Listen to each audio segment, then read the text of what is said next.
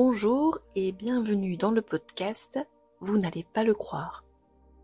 Je suis Stéphanie, scénariste, réalisatrice et passionnée par le mystère sous toutes ses formes.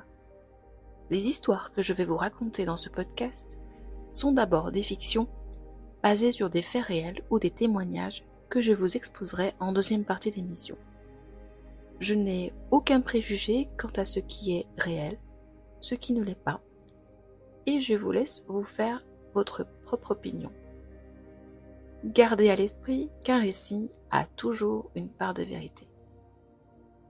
Vous me retrouverez également sur ma chaîne YouTube, Stéphanie se fait des films, pour mes prochaines réalisations, dont un court-métrage intitulé Le chemin des innocents, un documentaire, ainsi que des anecdotes de production et de tournage. Bienvenue dans ce podcast et bonne écoute.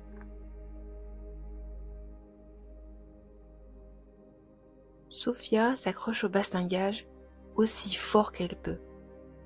Sa maman n'est pas loin derrière elle, et la petite peut sentir son angoisse. Les nuages se sont accumulés et ont noirci au-dessus de l'océan, et quelque chose a changé dans l'atmosphère. La voix de son père qui dirige ses hommes est toujours ferme, elle ne vacille pas. Mais ils sont tous nerveux et Sophia n'aime pas ça. Elle sent son cœur se serrer. Demande à sa maman de rentrer. Sarah, inquiète elle aussi, raccompagne sa fille dans la cabine sans quitter le ciel des yeux. Et bientôt, les éléments se déchaînent. Le navire tangue, gîte, résiste à l'assaut des vagues comme un combattant. Sarah chante, pour ne pas entendre les bruits, en tenant Sophia contre elle. Combien de temps cela avait duré ? Sophia ne s'en souvenait pas. Dans la quiétude de sa chambre, la jeune fille essayait de remettre ensemble les pièces du puzzle. Mais l'histoire s'arrêtait toujours à ce moment, avec la voix de sa mère qui lui chantait une berceuse pour masquer le grondement de la tempête et les cris désordonnés des hommes sur le pont. Ensuite, c'était le noir total. Ou plutôt, une aveuglante lumière blanche qui avait totalement englouti la silhouette de sa mère. La chaleur de ses bras s'était dissipée.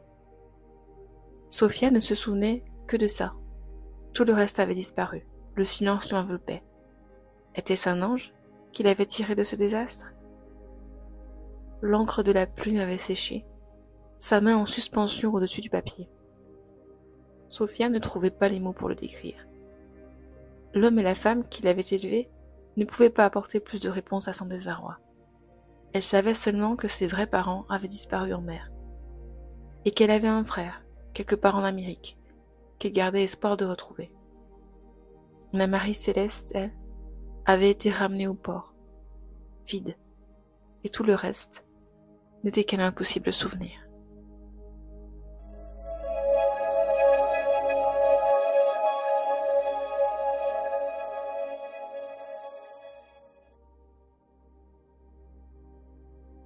Des vaisseaux fantômes, on en connaît tous, au moins en fiction. Le légendaire Hollandais volant, bien sûr, croisant au large du cap de Bonne-Espérance.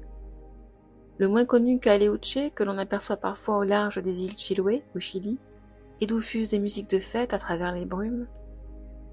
L'imaginaire lié à la mer en général et aux navires est vertigineux. La mer fascine, elle terrifie. Elle est le berceau d'un mystère encore à dévoiler. Et ce lien étroit entre les vaisseaux et l'au-delà ne date pas d'hier.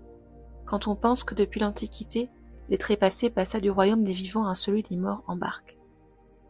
Alors l'image d'un vaisseau vide, naviguant les mers démontées pour accueillir l'âme disparue, fait partie de notre imaginaire collectif. Ce qui est arrivé à la Marie Céleste, pourtant, a fait l'objet de nombre de recherches qui ont en partie débunké le mythe. En partie. Et c'est son histoire, plutôt mouvementée, que je vais vous raconter aujourd'hui. Tout commence le 4 décembre 1872 lorsque la Marie Céleste, un brick goélette américain, est découvert abandonné au large des Açores par le Dei Gracia et son capitaine David Morehouse. Le Dei Gracia fait route vers Gibraltar lorsqu'un timonier aperçoit ce grand voilier à 2 mâts qui semble voguer de façon erratique et dangereuse, ses voiles disposées de façon inhabituelle. Morehouse, le capitaine, comprend rapidement que quelque chose ne va pas, car personne dans le voilier ne répond à ses signaux. Il s'approche alors, suffisamment pour lire sur la poupe le nom du vaisseau en perdition. Il s'appelle la Marie Céleste. Le pont semble totalement désert, comme si tout l'équipage avait sauté à l'eau. Morehouse décide, avec son second, Oliver Deveau, et son adjoint, John Wright, de mettre un canot à la mer et d'aller inspecter le navire abandonné. La Marie Céleste, qui a quitté New York à destination de Gênes un mois plus tôt, a le gréement endommagé et la cale partiellement inondée, mais toujours en état de naviguer. Sa cargaison d'alcool dénaturé, en quelque sorte de l'éthanol, est quasiment intacte, tout comme l'intérieur des cabines, mais aucun membre de son équipage n'est retrouvé. Le pont, la cabine, les couchettes, le poste d'équipage, tout était désert. La barre oscillait librement. Sur la table de la cabine, un déjeuner était servi. On avait l'impression que les convives venaient de se lever, car le déjeuner était à peine entamé et il y avait 3 tasses de thé chaude. Le lieutenant et ses hommes crièrent, appelèrent de tous côtés, en vain, personne ne leur répondit. Il fallait se rendre à l'évidence.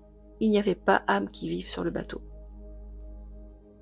Morehouse continue son inspection à la recherche de survivants. Quelques centaines de barriques se trouvent encore dans la cale, un chat dort paisiblement dans la cuisine, le fourneau encore chaud grésille, avec un poulet parfaitement cuit dans une casserole. Morehouse s'opposa d'ailleurs à ce qu'on le mange, craignant que la raison de la perte de l'équipage fût une épidémie. Les papiers de bord sont saisis, mais les instruments de navigation ont disparu. Une malle est retrouvée dans la cabine du capitaine Briggs, contenant une robe de femme. Éparpillés dans la cabine, les vêtements de Briggs, sa casquette, ses bottes. Dans la cabine de son second, par contre, point de vêtements, mais une feuille de papier griffonnée, avec des additions. Les provisions semblaient suffisantes, les canots de sauvetage étaient tous en place. Le capitaine Briggs, sa femme, sa fille et 16 marins semblent s'être envolés. Du moins, selon le récit qu'en a fait Morehouse aux autorités de Gibraltar, quand il ramène au port le navire vidé de ses occupants, et tel qu'il est consigné dans le bulletin de la Société française des ingénieurs coloniaux 60 ans plus tard. Car avec les années et le nombre d'articles qui y ont été consacrés, les ajouts à la réalité sont de plus en plus nombreux. Et à y regarder plus près, certains détails peuvent effectivement sembler étranges. Ce qu'on peut tenir pour certain, c'est que ce voilier a bien été retrouvé sans équipage dans les eaux froides de l'Atlantique en hiver 1872 et ramené à quai par Morehouse et ses acolytes du Dei Gracia. Vous êtes perplexe? C'est normal et ce n'est pas fini. En 1929, un journaliste irlandais du nom de Lawrence J. Keating publie un livre à charge contre l'équipage du Dei Gracia. Il aurait, selon ses dires, un informateur, l'ancien cuisinier du Marie Céleste, Pemberton. Celui-ci lui aurait révélé une combine beaucoup moins fantastique que le récit partagé et romancé depuis 50 ans. En effet, il aurait révélé à Keating qu'en septembre 1872, alors que le Dei Gracia et la Marie Céleste étaient tous les deux stationnés dans le port de New York, une entente entre les deux capitaines aurait abouti à une arnaque rondement ficelée. La cargaison prévue pour la Marie Céleste dépassant ses capacités, Morehouse aurait conclu un accord avec Briggs pour partager la cargaison, puis abandonner le vaisseau et se partager l'indemnité de sauvetage. Sauf que cet article, ce livre, a été lui aussi mis en cause parce qu'on y a relevé de trop nombreuses erreurs et des situations particulièrement rocambolesques. La femme du capitaine serait morte écrasée par son piano, le capitaine se serait ensuite suicidé de chagrin, bref, retour à la case départ.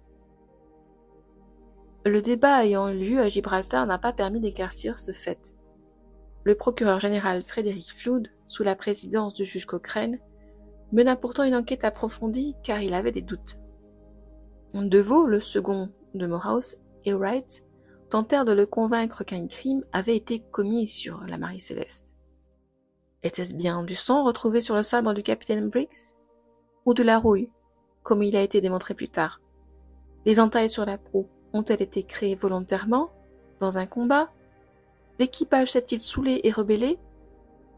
Mais je pense que s'ils avaient réellement consommé l'alcool dénaturé stocké en cale, il y aurait eu plus d'un cadavre sur le pont. Quand James Winchester, le copropriétaire de la Marie-Céleste, arrive à Gibraltar pour réclamer son navire et sa cargaison, d'autres théories émergent. Aurait-il cherché à frauder son assurance? On sait qu'il a assuré le navire bien au-delà de sa valeur. Mais pour ça, il aurait fallu corrompre Briggs, un marin né d'une famille de marins et jouissant d'une excellente réputation. Un iceberg, un tremblement de mer, un débarquement d'urgence qui aurait laissé le navire livré à lui-même, tout a été imaginé et tout a été écrit. Mais est-ce que nous n'oublions pas l'essentiel? Où est passé l'équipage perdu de la Marie-Céleste? Le capitaine Briggs aurait-il emmené sa femme Sarah et sa fille Sophia, en laissant son fils Arthur, 7 ans, à sa grand-mère? Que sont-ils devenus? Et Kidd, des 3 capitaines qui se sont succédés ensuite à la barre de ce navire et qui sont morts prématurément, scellant ainsi pour de bon la légende de vaisseau maudit de la Marie-Céleste.